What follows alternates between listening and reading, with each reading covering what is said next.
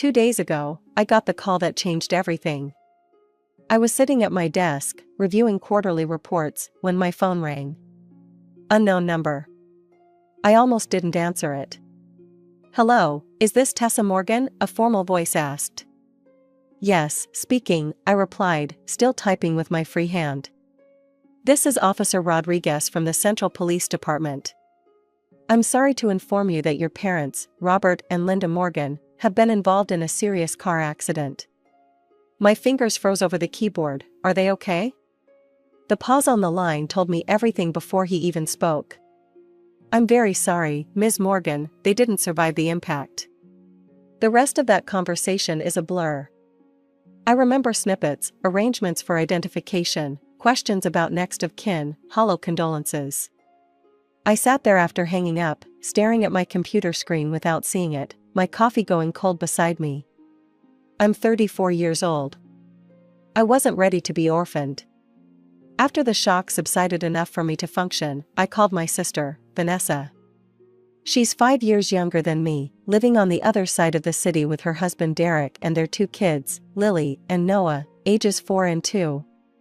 "Hello," her voice sounded irritated, like I'd interrupted something important. "Vanessa, it's me. Have you heard about Mom and Dad?" My voice cracked. "Yeah, the police called me too." Her tone was flat, distant. "I'm going to start making funeral arrangements. Can you help? There's so much to do, and I..." "Look, Tessa," she cut me off, "I've got the kids here. Noah's been sick all night, and Derek's working late. I can't just drop everything." "But Vanessa, our parents just died." "I know that," her voice rose. "But I've got responsibilities here." "You're single, you can handle it." That stung, like being single somehow made my time less valuable. Like I was just sitting around with nothing better to do than plan our parents' funeral alone. "Fine," I said, too exhausted to argue, "I'll take care of everything." "Thanks, Tess, let me know when the funeral is, and we'll be there." She hung up before I could respond. I'd always been the responsible one. When we were kids, it was "Tessa, watch your sister," and "Tessa, you know better." Vanessa was the baby, the one who got away with everything with a smile and a giggle. Even when we grew up, the pattern continued. I went to college, worked hard, built a career in finance. Vanessa bounced between jobs until she met Derek, whose family had money. Then she became a stay-at-home mom and acted like she'd won life's lottery. I drove to my parents' house that evening. They'd bought it 6 years ago, a beautiful 2-story colonial with a wraparound porch and a big backyard. I had my own room there, even though I rented an apartment closer to my office downtown. I stayed over often enough that it made sense to keep some clothes and personal items there. Mom had always hoped I'd move back in until I found someone, but I valued my independence. Opening the door with my key felt wrong somehow. The house was silent in a way it had never been when they were alive. Dad's reading glasses sat on the side table next to his favorite recliner. Mom's gardening magazine was open on the kitchen counter, a coffee ring marking the page she'd never finish. I made it as far as the living room before I broke down. I cried until my throat hurt and my eyes burned. Then I wiped my face, made a cup of tea, and started making calls. The next few days passed in a blur of funeral preparations. I chose the caskets, arranged the service, selected flowers, wrote the obituary. All while working remotely when I could, taking personal days when I couldn't. Not once did Vanessa offer to help. She texted once asking if she needed to bring anything to the funeral, like it was a potluck dinner. The morning of the funeral arrived gray and drizzly, fitting the occasion. I dressed in the bathroom of what had been my parents' bedroom, unable to look at their clothes still hanging in the closet, the indentations of their heads still visible on the pillows. The service was well attended. My parents had been active in the community. Dad coached Little League even years after we'd outgrown it, and Mom volunteered at the local library. Friends, neighbors, and colleagues filled the rows of seats at the funeral home.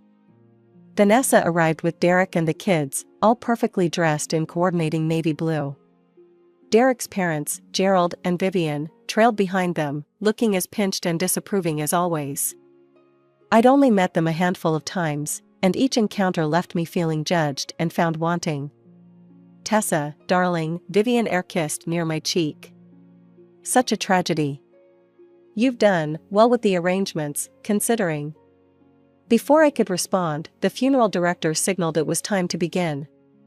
The service proceeded as planned until Vanessa surprised me by asking to speak. She approached the podium, dabbing at her eyes with a lace handkerchief. "Mom and Dad were everything to me," she began, her voice trembling artfully. "They supported every dream I ever had, cheered at every accomplishment, no matter how small. They were my biggest fans, my strongest supporters." I shifted uncomfortably in my seat. Was she describing our parents or characters from a Hallmark movie? "They were so proud of their grandchildren," she continued. "Mom was teaching Lily to bake, and Dad was already talking about coaching Noah in baseball someday." Her voice broke, and she paused dramatically. "I don't know how we'll go on without them, but I know they would want us to be strong, to be a family. To honor their memory by loving each other the way they loved us." As Vanessa returned to her seat to murmurs of sympathy, I found myself fighting a wave of anger. Where was this devotion when I needed help planning the funeral? Where was this family unity when I called her crying? I didn't say anything. This wasn't the time or place. The rest of the service passed in a haze, and soon we were at the cemetery watching 2 caskets being lowered into the ground, making everything horribly final. I expected Vanessa and her family to join us at the reception afterward, but as soon as the last ceremonial handful of dirt was thrown, they made their excuses and left. Derek's parents followed suit, citing the children's nap schedule as their reason for departing. After the funeral, I stayed at the reception, making small talk with my parents' friends and relatives. Everyone kept telling me how sorry they were, how shocking it all was. I nodded and thanked them mechanically, feeling like I was watching myself from somewhere outside my body. Aunt Caroline, Dad's sister, hugged me tightly. "Your father would be proud of how you're handling everything, Tessa." "Are you staying at their house?" "For now," I said. "I need to go through their things eventually, but I'm not ready yet." It was nearly evening by the time the last guests left. I cleaned up with the help of a few close family friends, then drove back to my parents' house. As I turned onto their street, something seemed off. There were cars in the driveway, cars I recognized. Vanessa's SUV, Derek's sleek sports car, and his parents' luxury sedan. My stomach tightened as I parked on the street. Walking toward the house, I noticed several large black garbage bags piled near the front door. Curious, I peered into one that had fallen open. My clothes, my books. Confused and increasingly angry, I marched up to the door and knocked loudly. After a moment, the door swung open. Vanessa stood there, her expression shifting from surprise to defiance. Behind her, Derek loomed with his arms crossed. In the background, I could see Gerald and Vivian sitting comfortably on the couch, my parents' couch, like they owned the place. "What's going on?" I demanded. "Why are my things outside in garbage bags?" Vanessa stepped forward, blocking the entrance. "We've decided to move in." "You've decided?" I couldn't believe what I was hearing. "What do you mean decided?" "This is our parents' house." "Exactly," Derek's father called from inside. "And everyone knows they loved Vanessa more." I stared at him, stunned by the blatant cruelty of his statement. Vivian nodded in agreement. "They didn't leave a will, did they?" "In cases like this, the property naturally goes to the closest family member. That would be Vanessa, with her children. Your parents' grandchildren." "That's not how inheritance works," I sputtered, "and this is still fresh. We haven't even begun to deal with their estate." "We need a place to live," Vanessa said flatly. "The lease on our apartment is up, and this house has plenty of room for the kids." "It makes sense." "What about me?" I asked. "I've been staying here." "You have your own apartment," Derek said dismissively. "You don't need this house." I looked from face to face, seeing nothing but entitlement and disdain. Exhaustion washed over me. I'd just buried my parents. I couldn't fight this battle tonight. "Fine," I said, my voice hollow. I'll take my things for now, but this isn't over. As I gathered the garbage bags and loaded them into my car, I overheard them through the open windows, already planning a housewarming party in 2 weeks. Celebrating in my parents' house while they were barely cold in their graves. The drive back to my apartment was a blur of tears and rage. I carried the bags up to my one-bedroom place and started unpacking, discovering that they'd thrown out more than just my personal belongings. They'd bagged up family photo albums, probably dismissing them as clutter. I sat on my floor, flipping through the pages. A pattern emerged that I'd noticed but never fully acknowledged before. Photo after photo of Vanessa, birthdays, dance recitals, graduations. Pages dedicated to her wedding and the births of her children. And me? A school portrait here, a graduation photo there. Always on the periphery, never the center. Gerald's words echoed in my mind, everyone knows they loved Vanessa more. He wasn't wrong. Our parents had always favored her.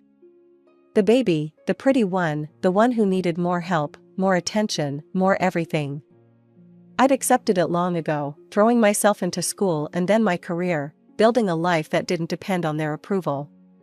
What Vanessa didn't know, what none of them knew, was that 6 years ago, when my parents found their dream house, they couldn't qualify for the mortgage. Their credit wasn't good enough, and they didn't have enough savings for the down payment. So I stepped in. I bought the house under my name, took out the mortgage, and let them live there. We agreed to keep it quiet. My parents were embarrassed about their financial situation and didn't want anyone to know.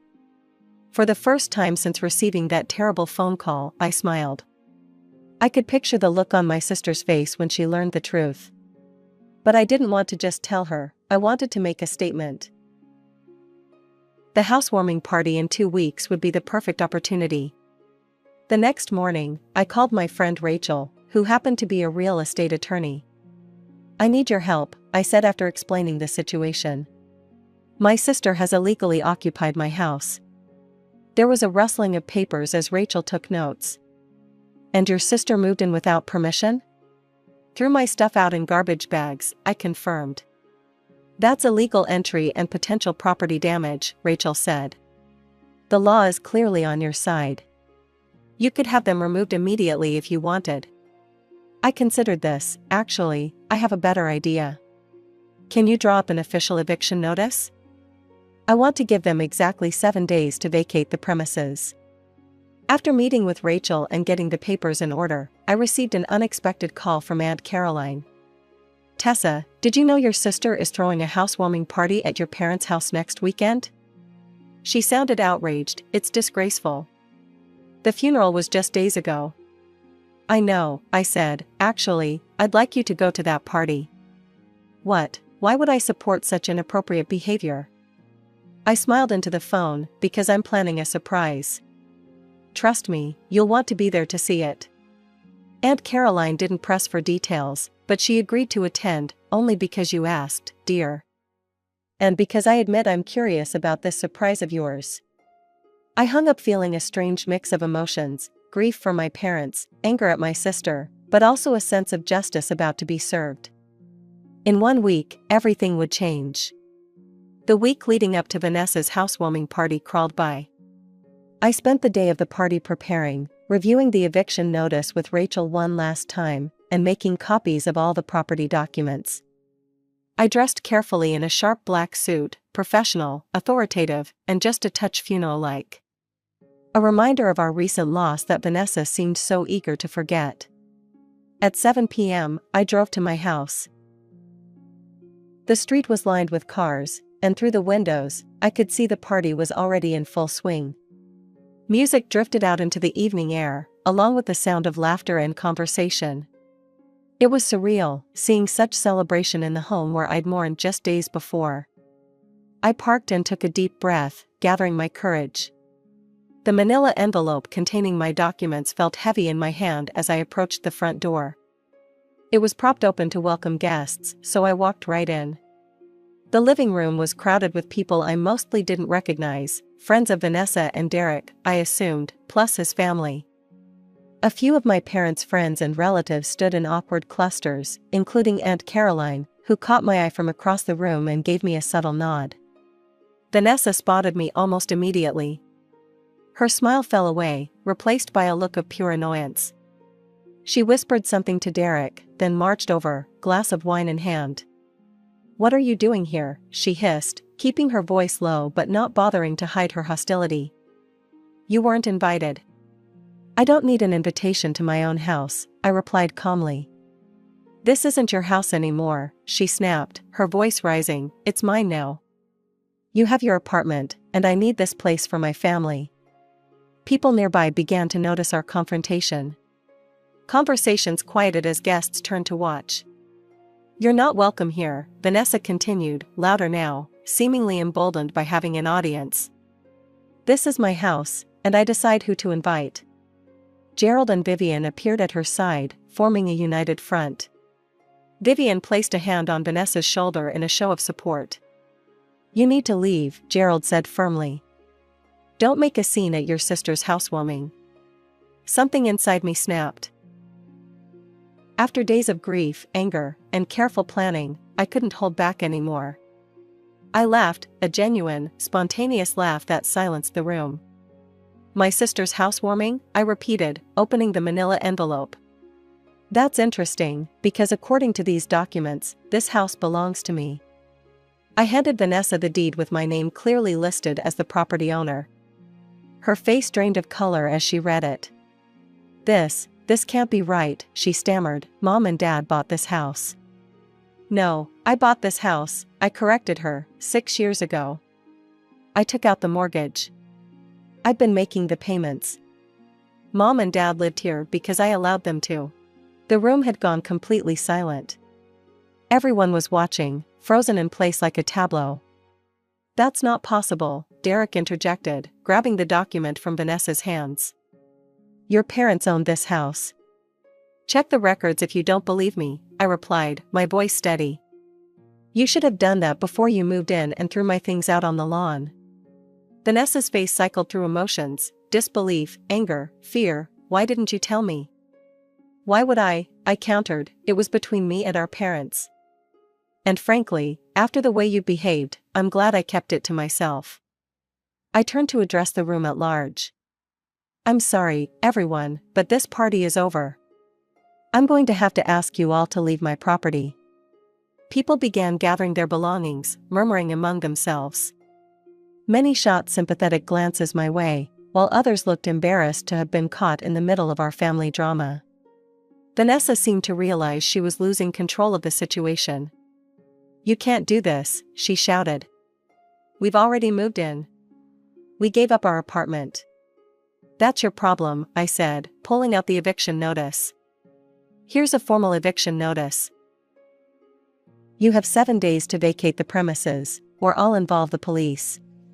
7 days? Derek exploded. "That's impossible, we have children." "You should have thought about your children before you illegally occupied my house and threw my belongings into garbage bags," I replied.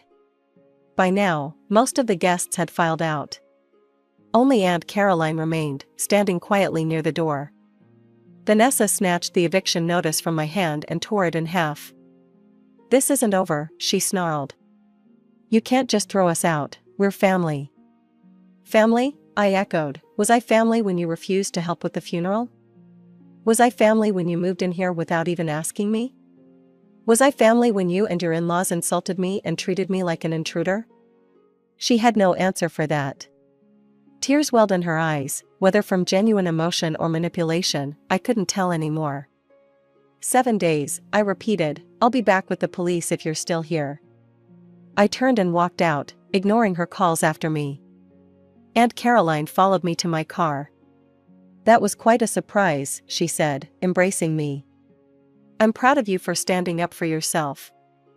"Thanks for being here," I replied, suddenly exhausted now that the confrontation was over. As I drove away, I saw Vanessa standing in the doorway, my doorway, watching me go, her expression unreadable in the gathering darkness.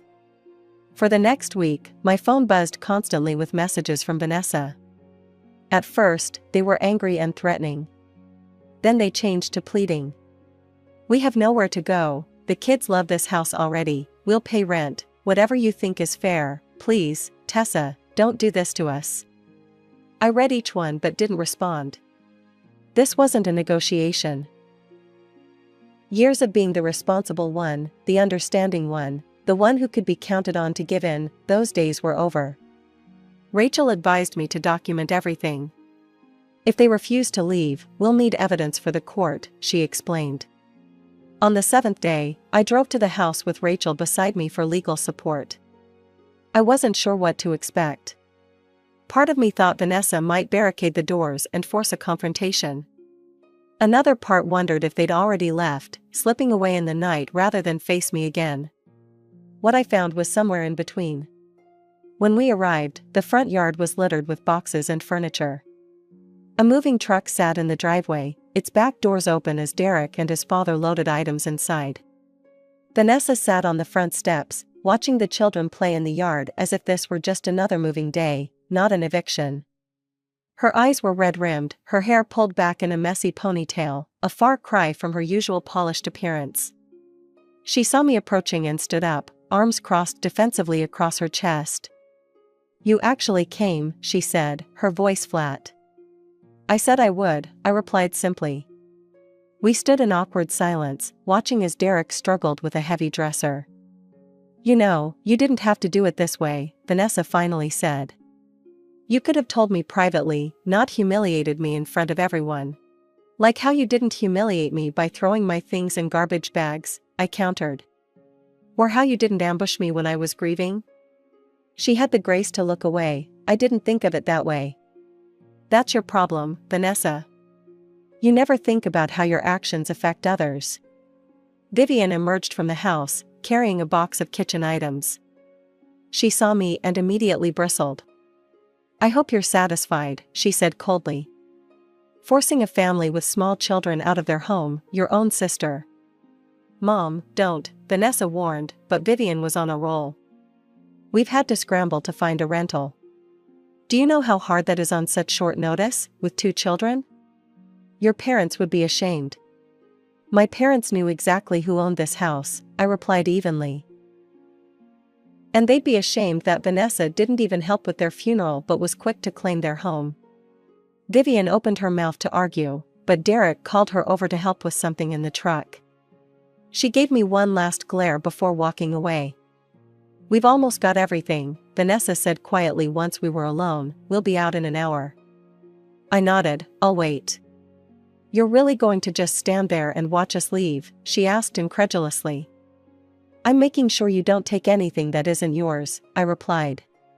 "After all, you've already shown me how much respect you have for other people's property." We fell into silence again, watching as the last pieces of furniture were loaded into the truck. Derek and his parents avoided looking at me as they worked. I could hear them muttering to each other, no doubt about my cruelty and heartlessness. Finally, everything was packed. The children were buckled into car seats, the moving truck was closed up, and only Vanessa remained on the front porch, looking around one last time. "I can't believe you're doing this," she said softly. "We're sisters." "Were we?" I asked. "It never felt that way to me. Not when we were kids, and certainly not after Mom and Dad died." Her eyes filled with tears. "I know I haven't been perfect, but this feels so final." "It is final," I said firmly. "I don't want a relationship with someone who only reaches out when they need something from me." She nodded slowly, accepting the truth of my words. "Where will you go from here?" "I'm moving in," I replied. "It's my house, after all." "And us?" she asked. "Will we ever talk again?" I considered the question. Part of me wanted to slam the door on our relationship forever. But another part remembered us as children, before the favoritism became obvious, when we were just sisters who shared secrets and dreams. "I don't know," I answered honestly. "That depends on you. On whether you can learn to see me as a person, not just a resource." She didn't respond to that, just picked up her last bag and walked to their car. I watched as they drove away, the moving truck following behind.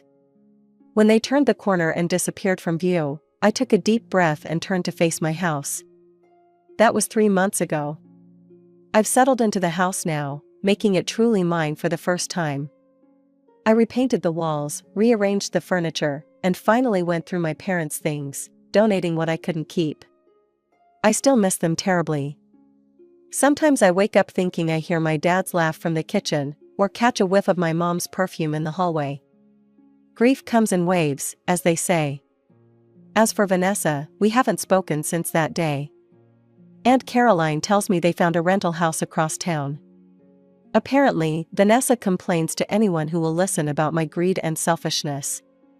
But our other relatives have largely taken my side after learning the full story. Sometimes I wonder if we'll ever repair our relationship. Part of me misses having a sister, even one as complicated as Vanessa. But a larger part of me feels relieved to be free of the emotional manipulation, the constant taking without giving. For now, I'm focusing on healing. On making this house a home. On honoring my parents' memory while building my own life. And for the first time in a long time, I'm putting myself first.